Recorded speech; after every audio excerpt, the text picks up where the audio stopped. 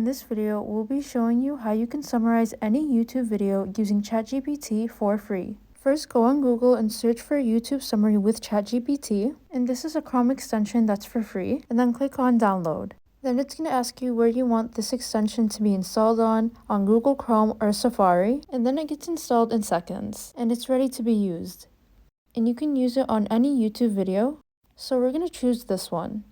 So we click on it and let it load. So this video is called Full Face Testing Viral Drugstore Dupes 2022 Drugstore versus High End. So once you have the extension for every video that you watch, you're going to have like a rainbow shape. And you're going to see the transcript of this entire video. And you're going to see transcript and summary.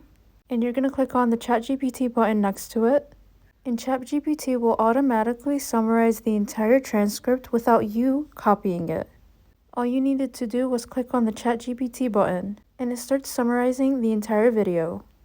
And you can do this with any YouTube video in any niche, and ChatGPT will write the main ideas without you having to watch the entire video. And if you didn't like the response, you can always click on Regenerate Response, and ChatGPT will give you a new answer.